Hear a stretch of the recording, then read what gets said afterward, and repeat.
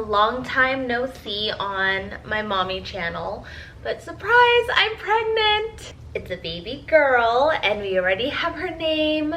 I'm just past 27 weeks and I'm due in the beginning of June. This is pretty much the end of the second trimester, and I believe they say at 28 weeks is the beginning of your third. One of the questions I always get asked is this your final kid? Are you sad that you're not having a boy? I'm not gonna lie, I really did want a son. I think because from the get-go, from the beginning, back in 2012, we thought Juliana was for sure going to be a boy. Every pregnancy we were hoping for a boy, especially because you kind of want what you don't have. But honestly, we are so happy and so blessed to have 5 beautiful, healthy girls. And this pregnancy has been going on smooth so far. Never in my life thought I would have 5 kids. I even thought 4 kids was a lot, so it's kind of a crazy thing when you think about it. I still can't fathom 5 kids, I can't. So anyways, I haven't done any updates on the baby. In the vlogs, when I have doctor's appointment, I do little follow-ups, but not really like a dedicated all about the baby. And these days, I don't even know, like, what do you talk about in a pregnancy update? I posted on Instagram. I just asked if you had any specific questions, and so I screenshot a bunch of them. What makes this pregnancy so chill? You look beautiful. Thank you. Little things don't bother me anymore. For example, with my first pregnancy, any little hiccup, any little test that maybe came out like abnormal would freak the bejesus out of me. I remember when I got a scan from Juliana. I'll never forget the phone call I got after I did an ultrasound scan for Juliana, and they were measuring, I think it was something around the nose, and they said, hey, we just want to call back and let you know that the results look abnormal and there's a chance that your baby could have Down syndrome. I remember like freaking out, crying, but it's just a formality. I understand that hospitals, doctors and nurses have to lay everything on the table just in case.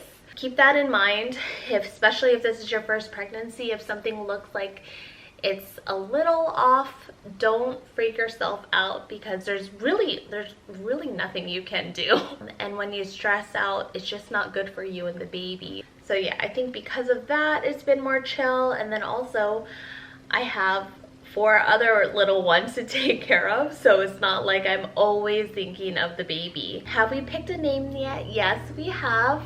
We picked out her first name. I still don't know yet what her second name will be, or her middle name. Is this your last pregnancy, or are you still planning for a boy? This is 110% our last pregnancy. So Benji and I have been talking, and we're gonna do birth control, but not women's birth control. Benji's gonna go snip snip, and hopefully not snip snap.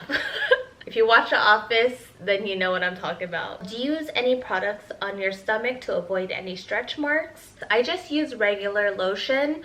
Right now I'm using, I believe it's the Vaseline Intense Moisture.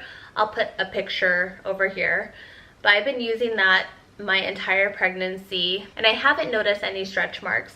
Then again, I did have a twin pregnancy, so I feel like my stomach has stretched to its limit. And come to think of it, I think even with Leah, I didn't have any additional stretch marks. In my opinion, at least through my experience, I don't think it's necessary to buy stretch mark targeted creams and oils. I think stretch marks are just hereditary. But what you can control is the comfort of it. So obviously your skin is stretching, you're going to be itchy.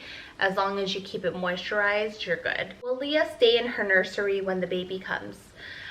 For now, yes. That's kind of our plan right now, to have a toddler and a baby in the same room.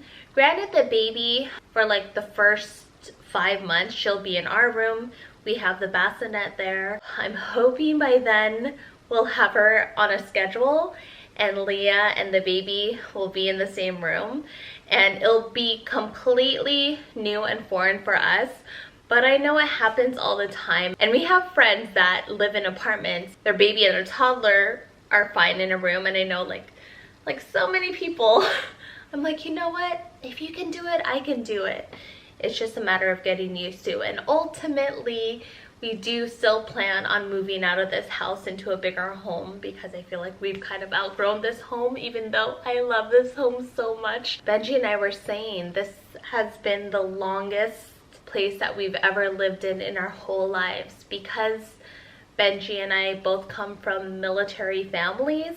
It's actually very common to move every couple years, and so yeah, this is our home. I love this home so much. What has been your biggest craving?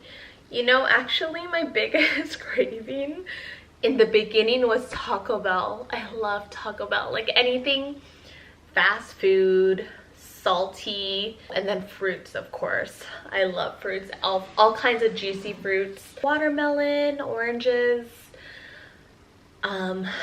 grapes. I've also been eating more sweets than I have before. Before I could care less for like cake or ice cream, but I wouldn't mind having like a cupcake or a cookie. So yeah, unfortunately I've been craving a lot of unhealthy foods. How have you managed being pregnant while having 4 little ones? Well, it helps a ton that the older kids go to school full-time, and also Melody helps out during the day when I do editing. Huge props to parents that homeschool their kids. It's not for us. Having help, having schedules, having nap times, like that just is everything. Without a schedule, we wouldn't be able to function. Please share all the medical costs. It's so expensive, and she has 4 children. Please. Oh girl, I can't with our health system. Oh my gosh, I don't even know. I don't even think I want to know how much we've spent on medical for the kids and babies. Like even just getting an ultrasound, that's already a few $100s. And then you hear of like, my cousin just gave birth in Canada, and it's like a free, you know, free hospital stay and free everything. And I'm just like, oh, must be nice. There's pros and cons with everything, especially with the American health system. I'm not going to get into all that, but it is darn expensive. I don't even know. I'm not even going to throw out numbers anymore. I think I have in the past, but it's expensive. It's ridiculous. Does Leah understand a baby is coming? By the way, I love your videos and fam. Oh, thank you. Leah does not understand. I'll try to point out, I'll point to my tummy and say baby, and she'll point to her tummy and say baby. So she doesn't get it. Oh, this is one that I've gotten a lot also. Are you scared of the birth after what happened when Leah was born? I am not.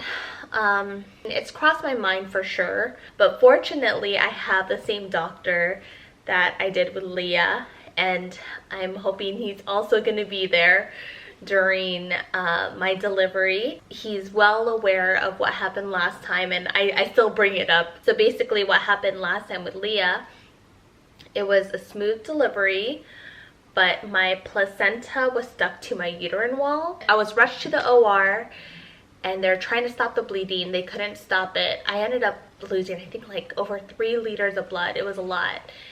And at one point, I remember the nurses were telling me we might have to perform a hysterectomy in order to save your life. I couldn't even say anything. I couldn't even say anything.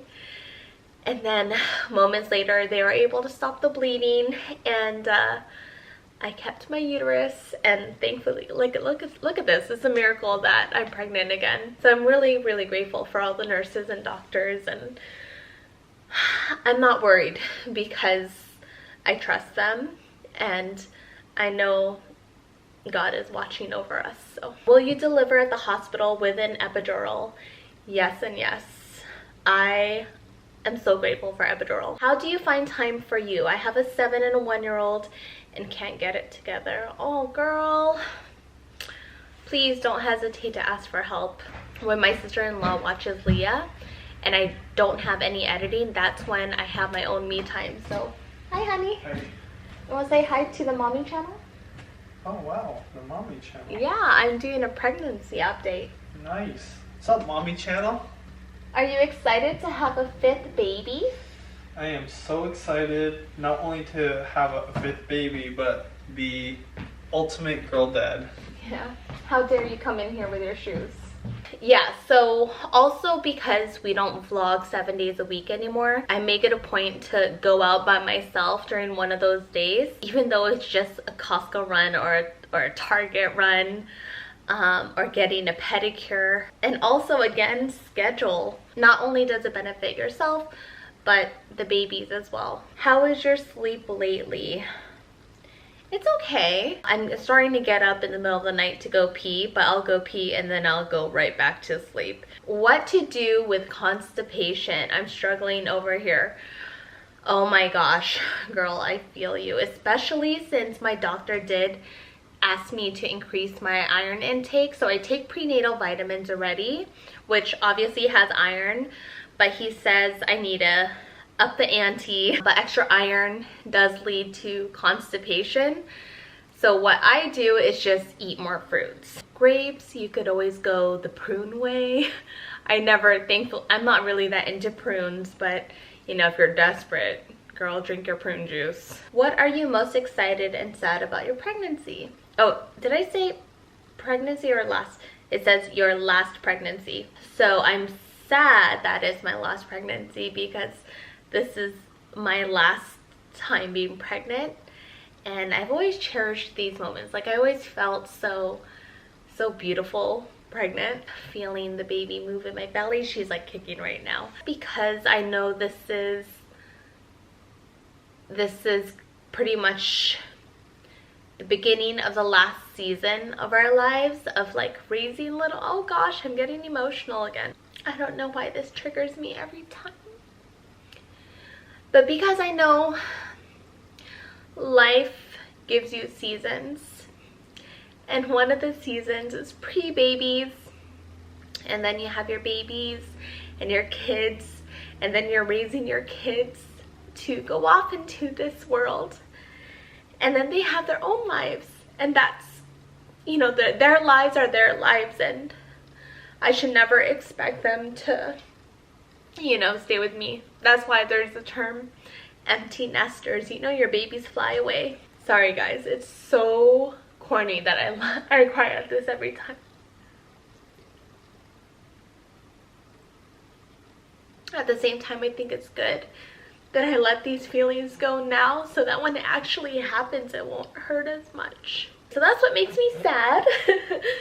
But what I'm excited about is after they're all done and taken care of and they're flown away, I'm excited to continue the rest of my life with Benji and, like, who knows, travel the world and live the retired life and, you know, almost, and go back to those pre-baby days, you know, where it was just us. And then of course to see what they all become. How much was the caviar? Girl, the caviar flight was $350. It was nuts. If you don't know what I'm talking about, go check out one of our date night vlogs. That's pretty much all the questions. I just want to say thank you to everybody that has been with me throughout all the pregnancy journeys and have been watching for so many years, and even the new folks that come on and watch. Thank you for being a part of our journey, of our life journey. And ultimately, without any of you, we wouldn't live the life that we live. We're so privileged, we're so blessed, so grateful, and I'm just grateful for every one of you. And thank you for showing love not only to us but our girls and our family. All right guys, I think I need a nap. I'll talk to you guys later. Bye.